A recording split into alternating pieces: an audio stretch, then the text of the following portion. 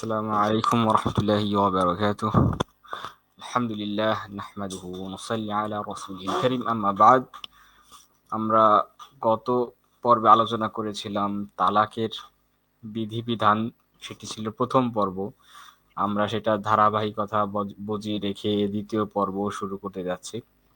আমাদের সামনে আছেন আলোচক উস্তাদ আহমদুল্লাহ সৈয়দপুরি হাফিজাহুল্লাহ তাআলা। আপনি কেমন আছেন? আসসালামু আলাইকুম রাহমাতুল্লাহ। ওয়ালাইকুম আসসালাম ওয়া রাহমাতুল্লাহি ওয়া বারাকাতুহু। আলহামদুলিল্লাহ। ফারহান খান কেমন আছো? জি আছি আলহামদুলিল্লাহ। আশা করি আমরা আজকে সামনে আলোচনা কন্টিনিউ করতে পারবো ইনশাআল্লাহ। জি, তাহলে আপনি আপনার আলোচনা শুরু করতে পারেন ইনশাআল্লাহ তাআলা। জি, ধন্যবাদ। জাযাকাল্লাহু খাইরান। আসসালামু আলাইকুম ওয়া রাহমাতুল্লাহ। আলহামদুলিল্লাহি ওয়াহদাহ ওয়াসসালাতু ওয়াসসালামু আলা মান লা নাবিয়্যা বা'দা। সমস্ত প্রশংসা মহান আল্লাহ রাব্বুল আলামিনের জন্য। লাখো কোটি দরুদ ও সালাম বর্ষিত হোক সর্বশেষ নবী, সর্বশেষ রাসূল বিশ্বনবী মুহাম্মদ সাল্লাল্লাহু আলাইহি সাল্লামের উপর। প্রথমেই আমি যে সমস্ত দিনী ভাইরা এবং বোনেরা আমাদের লাইভটি দেখছেন এবং পরবর্তীতে দেখবেন, তাদের সকলকেই আমি আমার তরফ থেকে আন্তরিক মোবারকবাদ জানাই। এবং সেই সাথে আজকে আমাদের সময় ছিল রাত ৯টা, কিন্তু অনাকাঙ্ক্ষিত কারণে কোনো একটা ব্যস্ততায় জড়িয়ে পড়ার কারণে আমার লাইভে আসতে আর কি ১ ঘন্টারও বেশি সময় দেরি হয়ে যায়। এই কারণে আমি আপনাদের সামনে দুঃখ প্রকাশ করছি এবং আপনারা দোয়া করবেন যেন পরবর্তীতে আমরা এই লাইভগুলি ঠিক মতো সঠিক সময় সঠিকভাবে আপনাদের সামনে পেশ করতে পারি। সম্মানিত দর্শক মণ্ডলী, যারা গত ভিডিওটি মনোযোগ দিয়ে দেখেছেন, তাদের জন্য আজকের পর্বটি বোঝা সহজ হবে। গত পর্বে আমরা কোরআনের একটি আয়াত নিয়ে আলোচনা করেছিলাম, আত-তালাকু মাররাতান, তালাক ২ দফা বা ২ বার আলাদা আলাদা সময় দিতে হয়। এই বিষয়টা নিয়ে আলোচনা করেছিলাম, একটি আয়াত। আজকে আমরা তালাকের আরেকটি বিষয়, দ্বিতীয় পর্ব যে বিষয়টি আলোচনা করব সেটি হচ্ছে যে প্রথম পর্বে একটা আয়াত দিয়ে আমরা প্রমাণ করেছি, আরো আয়াত আসবে, হাদিস আসবে, ওটা জাস্ট একটা ভূমিকা স্বরূপ আলোচনা, যে ৩ তালাক একসাথে দিলে সেটা ১ তালাক হয়। এখন এরপরও একটা প্রশ্ন আমাদের মাঝে থেকে যায় যে ৩ তালাক দিলে ১ তালাক হয়, ৩ তালাক দিলে ৩ তালাক হবে না, বা একাধিক তালাক দিলে একাধিক তালাক হবে না, কিন্তু ১ তালাক হবে কিনা। মানে কেউ যদি ৩ তালাক দিয়ে ফেললো, সেটা কি ৩ তালাক না হোক তাহলে কি ১ তালাক হবে কমপক্ষে, বা কমপক্ষে কি ২ তালাক হবে? এটা একটা প্রশ্ন। মানে প্রথমে আমরা আলোচনা করেছি যে ৩ তালাক একসাথে দেওয়া যাবে না, ২ তালাক একসাথে দেওয়া যাবে না, দিলে একবার একটা তালাক দিতে হবে, এরপর ওয়েট করতে হবে, তবে আরেকটা, মানে সময় সময় শরীয়তসম্মত উপায়।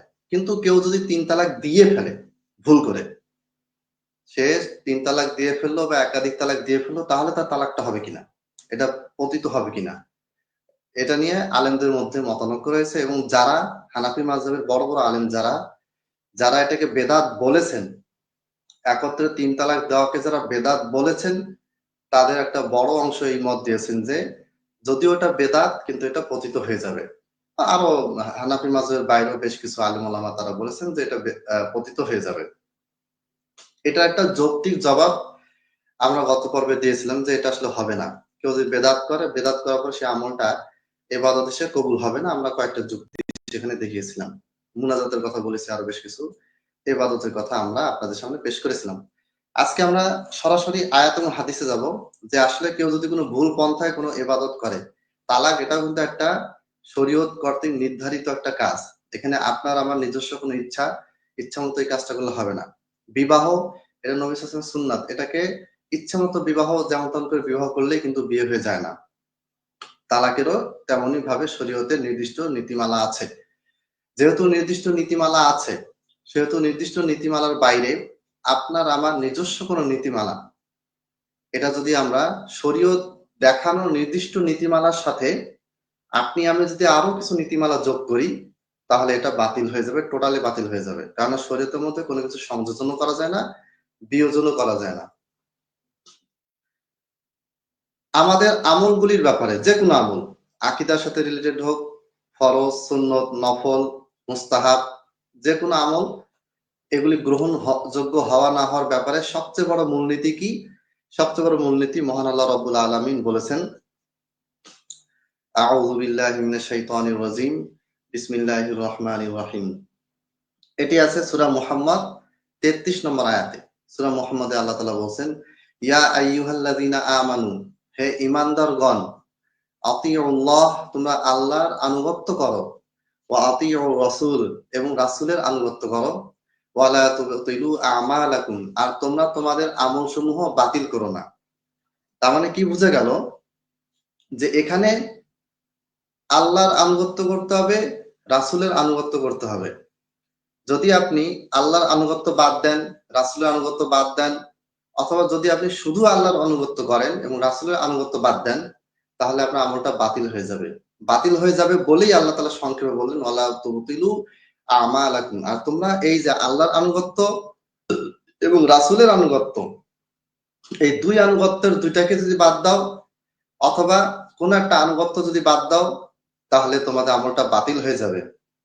আর এই জন্য আল্লাহ তাআলা নিষেধ করে দিলেন, ওয়ালা তুবতিলু আমালাকুম, তোমরা তোমাদের আমলসমূহ বাতিল করো না। তাহলে বোঝা গেল কোরআন এবং হাদিসে যেইভাবে তালাক প্রদানের বিধান বর্ণিত হয়েছে, এই পদ্ধতি ব্যতীত অন্য কোনো পদ্ধতিতে গেলে আপনার আমার তালাক প্রদানের যে আমলটা বা অন্য যে কোনো আমল, এটি কি হয়ে যাবে? বাতিল হয়ে যাবে। এই আয়াত দ্বারা আরেকটি বিষয় প্রমাণিত হয়, সূরা মুহাম্মদের 33 নম্বর আয়াত থেকে আরেকটা বিষয় প্রমাণিত হয়, যে হাদিসও অন্যতম একটি দলিল, শরীয়তের দলিল এবং আল্লাহ তাআলার পক্ষ থেকে আসা ওহী।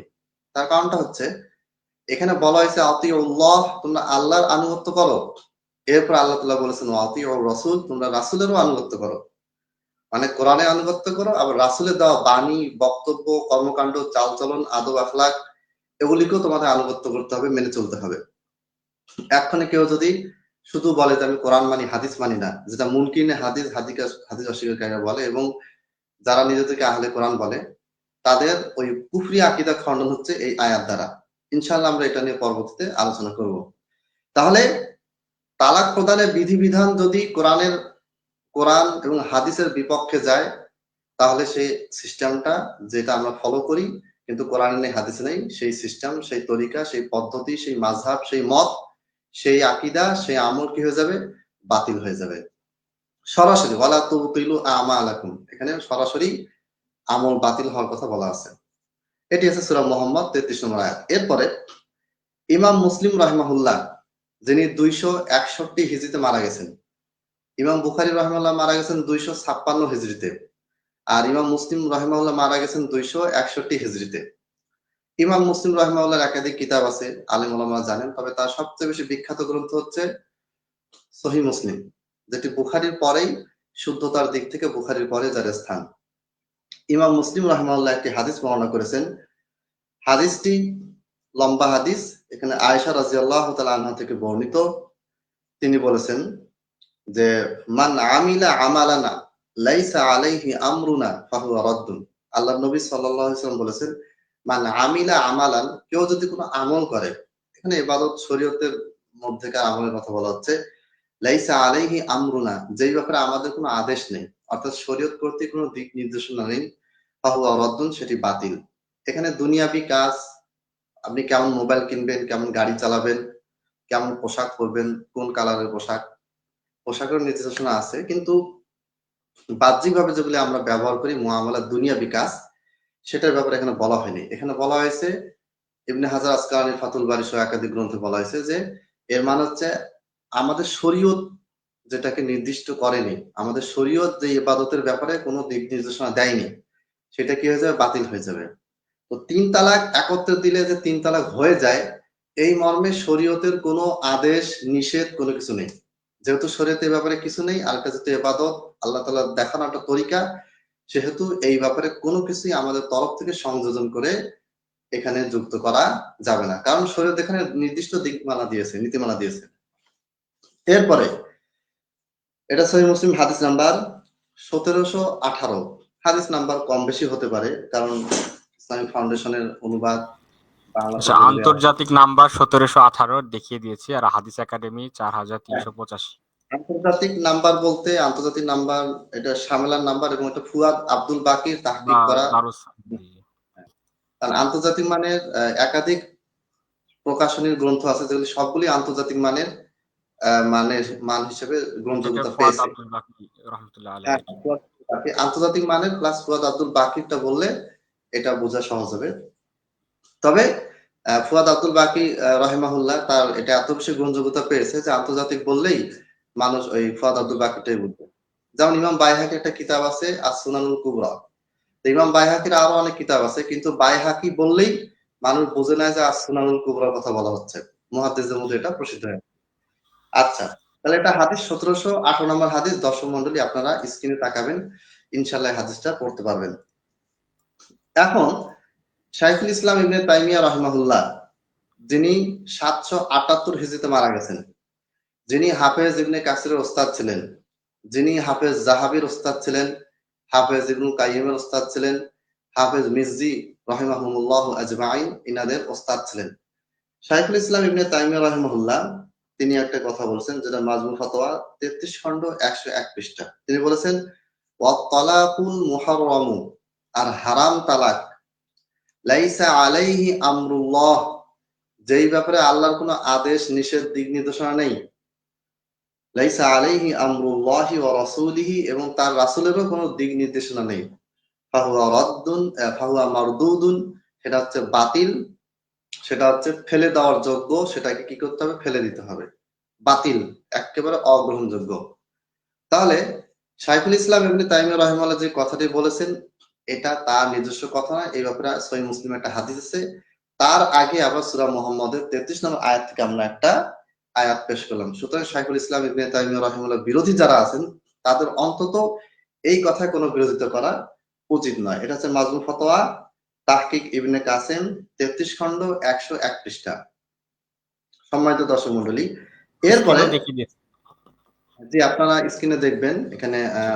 আমাদের ফারান ভাই সবকিছু দেখিয়ে দিচ্ছে আপনাদের সুবিধার জন্য। আচ্ছা, কাজী সানাউল্লাহ পানিপথী মাজহারি হানাফি রহিমাহুল্লাহ, যিনি 1225 হিজরিতে মারা গিয়েছেন, হানাফি মাযহাবের অত্যন্ত প্রসিদ্ধ বিখ্যাত একজন আলেম, এবং তার একটি গ্রন্থ আছে আত-তাফসীরুল মাজহারি, 10 খণ্ড, প্রথম খণ্ড 300 পৃষ্ঠা বলা আছে। আমি যতদূর জানি তাফসীরে মাজহারির পূর্ণাঙ্গ বাংলা অনুবাদ বাজারে পাওয়া যায়। আমি সঠিক শিওর না, তবে মনে হয় পাওয়া যাবে।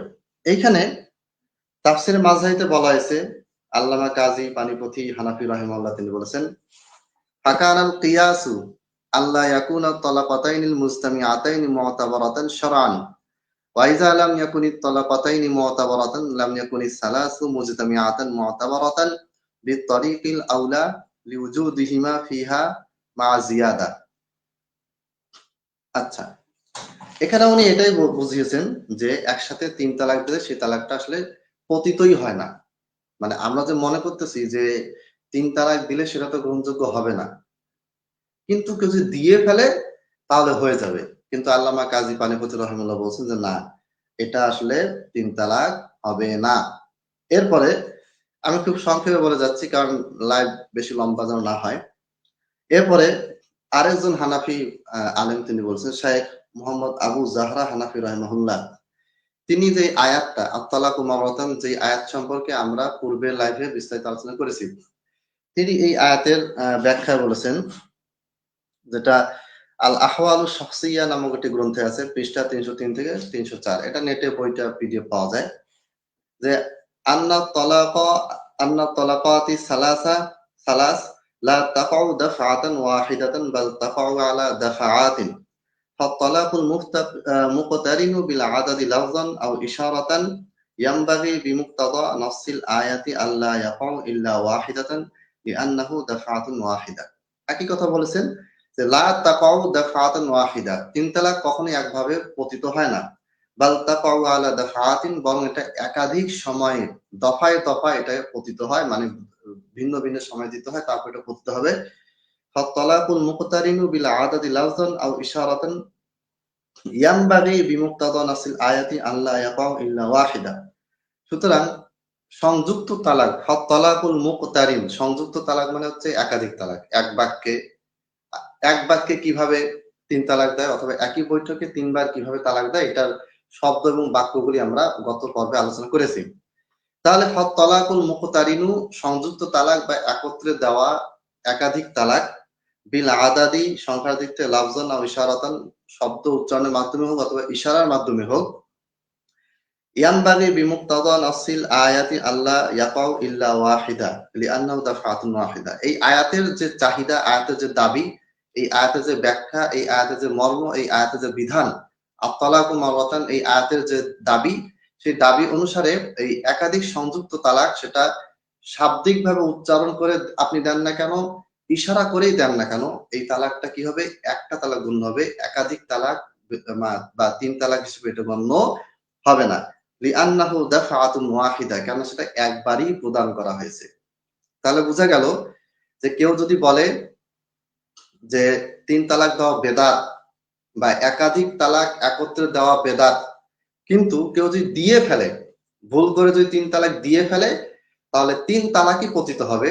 এই কথাটা কোরআনেও নেই, হাদিসেও নেই, এবং হানাফি মাযহাবের উল্লেখযোগ্য ইমামদের কিতাবেও এই কথাটা নেই। থাকতে পারে কিছু আলেমটা মত দিয়েছে, যেটা আমি আগে বলেছি, কিন্তু কোরআন হাদিস মতে যদি আমরা দেখি তাহলে এটা হবে না। এবং হানাফি মাযহাবের কিছু কিছু আলেম তারা কি করেছেন, এই কোরআন এবং হাদিস অনুযায়ী বলেছেন যে এটা একটা তালাকই হবে, একাধিক তালাক হবে না, কেননা এই তালাকটা একবারই দেওয়া হয়েছে।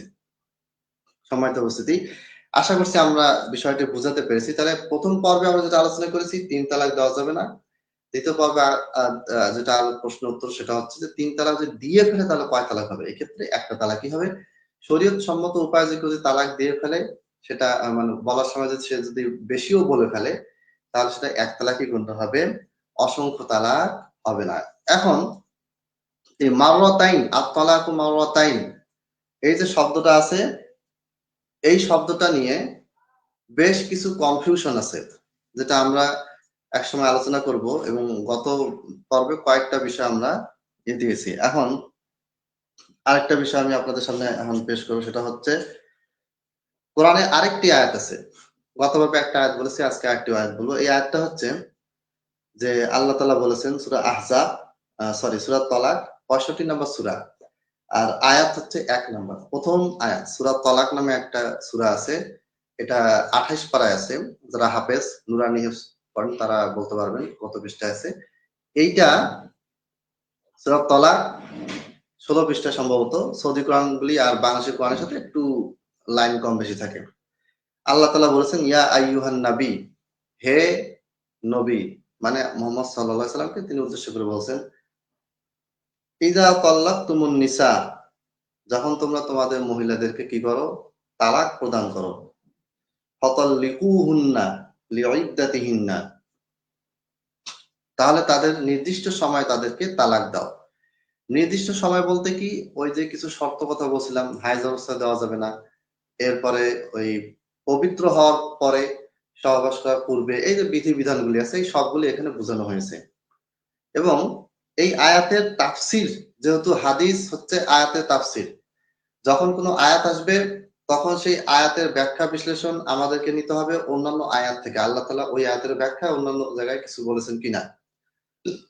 যদি কোনো আয়াতের বিস্তারিত ব্যাখ্যা পাওয়া না যায়, তাহলে সবচেয়ে বড় মুফাসসির, সৃষ্টির মধ্যে সবচেয়ে বড় জ্ঞানী, কোরআনের জ্ঞানী সবচেয়ে বড় মুফাসসির হচ্ছেন বিশ্বনবী মুহাম্মদ সাল্লাল্লাহু আলাইহি ওয়াসাল্লাম। এখন তার বিশ্বনবী বলা যাবে না, কারণ বিশ্বনবী বললে হবে কি যে একটা বিশ্বের নবী বোঝাচ্ছে। আসলে এখানে বিশ্ব সংস্থা সবকিছুকেই বোঝাচ্ছে। যেমন আমি বলি যে এই মাদ্রাসায় ভালো ছাত্র আছে, আমার ওটা বোঝায়নি, বা বনে বাঘ আছে, এখানে আমি একটা বাঘ আছে বোঝাচ্ছি না। তো যাই হোক, সেটা আরেকটা বিষয়। তো এখানে বিশ্ব বলতে জিনসি হিসেবে নেওয়া যায়, যে হ্যাঁ, জাতি, এখানে আলাম, কোরআনে সকল আলামে এর মধ্যে অন্তর্ভুক্ত পড়ে যাবে, এক জিনসি হ্যাঁ। হিসেবে। তো এই শব্দটা নিয়ে বেশ কিছু বক্তাকে দেখলাম যে খুব এটা ইয়ে করতেছে, না বিশ্বনবী বলাটা যাবে না, এটা কুফরি হবে। বেরেলভি যারা পন্থী যারা একটু বেশি করে আচ্ছা, এটা মেইন কারণ হচ্ছে বাংলা না বোঝার কারণে। আচ্ছা, এখন এইখানে আমরা যে বিষয়টা ওই যে আয়াতটা পড়লাম সূরা তালাকের ১ নম্বর আয়াত, এই আয়াতের ব্যাখ্যায় আল্লাহ নবী সাল্লাল্লাহু আলাইহি ওয়াসাল্লামের সময় কি ঘটেছে বা তিনি কি বলেছেন বা সাহাবীরা কি বলেছেন সেটা আমরা দেখব ইনশাআল্লাহ। ইমাম বুখারী রাহিমাহুল্লাহ একটি হাদিস বর্ণনা করেছেন, যিনি 256 হিজরিতে মারা গেছেন। বর্তমানে আমরা 1446 হিজরিতে আছি, মানে অনেক আগের কথা আর কি। ইনি অনেক আগের একজন ইমাম, যারা জানেন না তাদের জন্য বলতেছি। তো এই হাদিসে একটা ঘটনা বর্ণিত হয়েছে, যেটা ইমাম বুখারী বর্ণনা করেছেন। এটা হাদিস নাম্বার হচ্ছে তালাক অধ্যায়, হাদিস নাম্বার 5251, 5251 নাম্বার। একটু কম বেশি হতে পারে, আগে বলেছে এটা কিতাবুত তালাক, তালাক অধ্যায়ে যেতে হবে। হাদিসটা হচ্ছে হাদাসানা ইসমাঈল ইবনে আব্দুল্লাহ قال حدثني مالك عن نافع عن عبد الله بن عمر رضي الله عنهما। দ্বিতীয় খলিফা ওমর রাদিয়াল্লাহু তাআলা আনহুর ছেলে হচ্ছেন আব্দুল্লাহ, আব্দুল্লাহ বিন ওমর, ওমরের ছেলে আব্দুল্লাহ। এই আব্দুল্লাহ বা ইবনে ওমর রাদিয়াল্লাহু তাআলা আনহুর একজন ছাত্র ছিলেন, তার নাম নাফে। তিনি একজন বিখ্যাত তাবেঈ। নাফে রাহিমাহুল্লাহ একটি ঘটনা বর্ণনা করেছেন। ঘটনাটি কি? ঘটনাটি হচ্ছে আন্নাহু তাল্লাকা ইমরাআতাহু ওয়া হিয়া হাইদুন।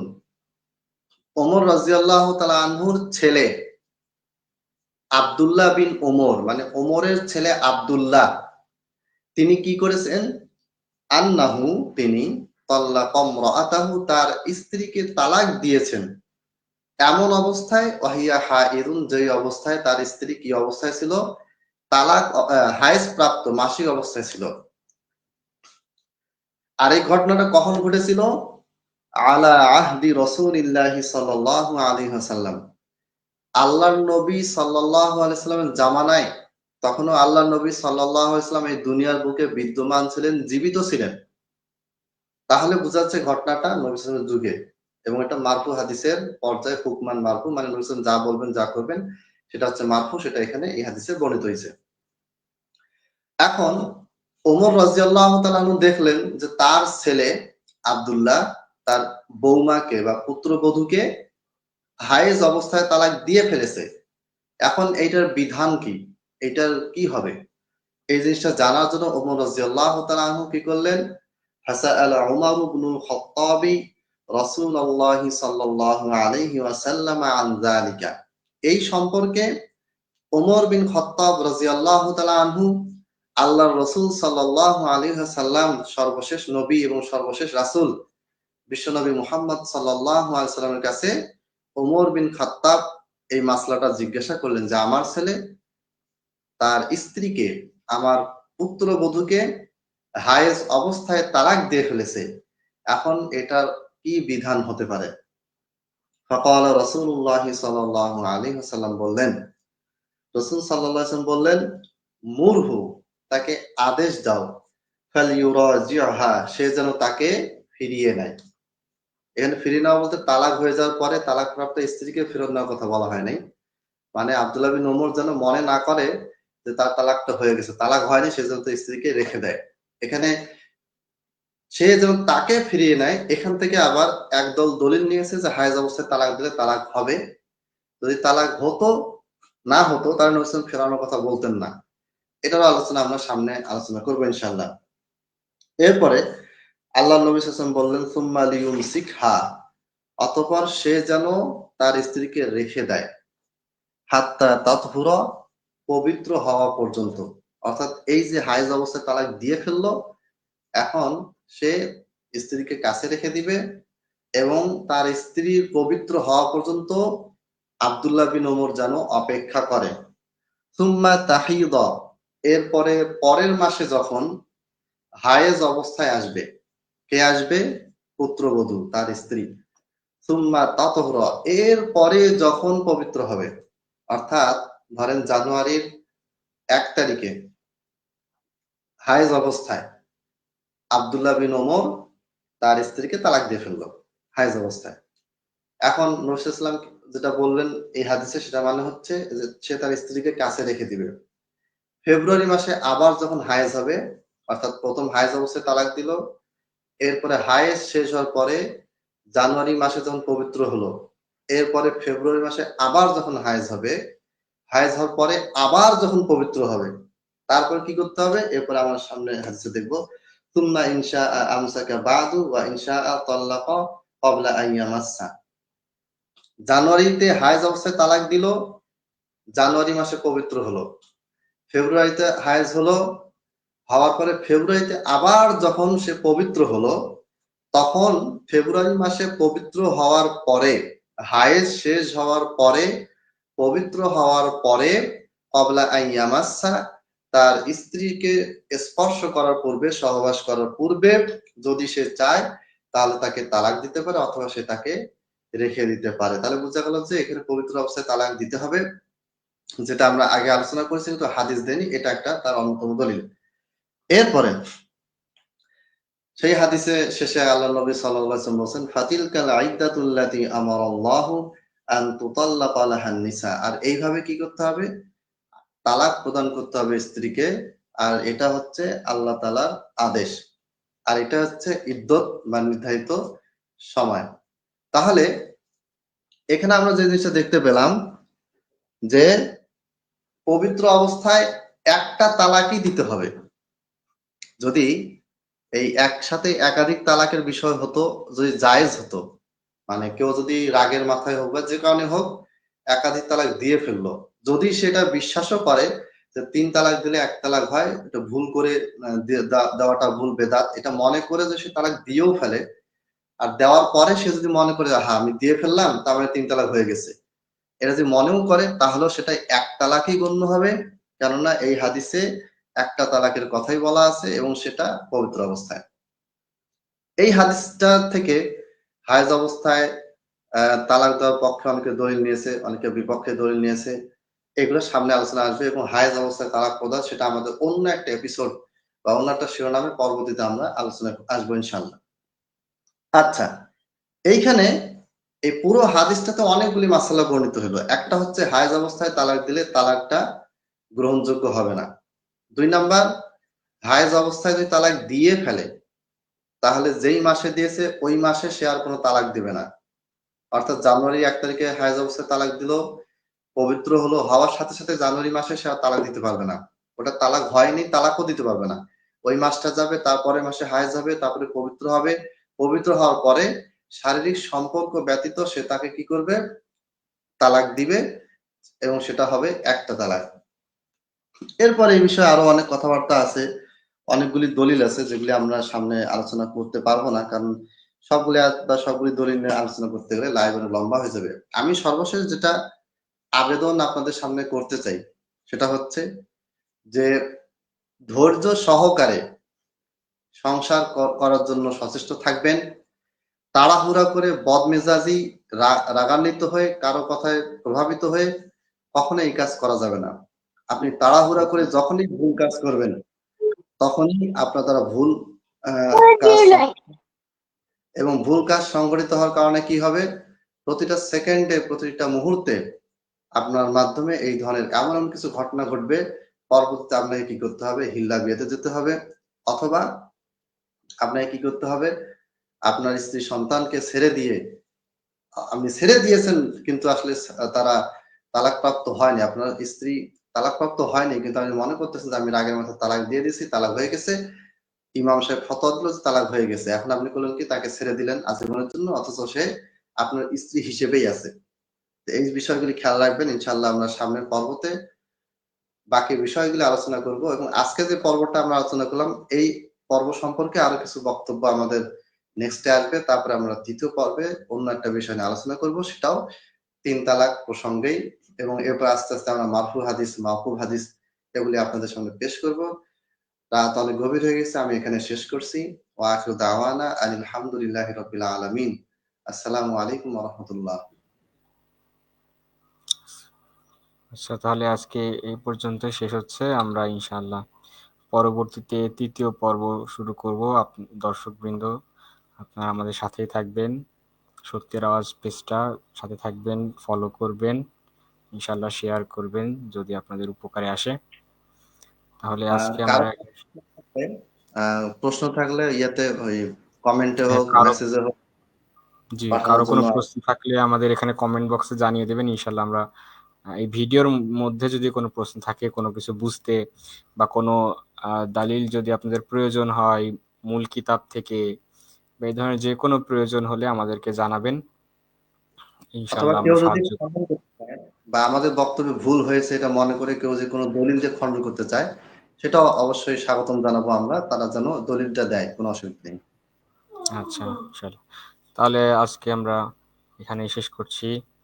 সুবহানাকাল্লাহুম্মা বিহামদিকা আশহাদু আল্লা ইলাহা ইল্লা আনতা আস্তাগফিরুকা ওয়া আতুবু ইলাইক। আসসালামু আলাইকুম ওয়া রাহমাতুল্লাহি ওয়া বারাকাতুহু।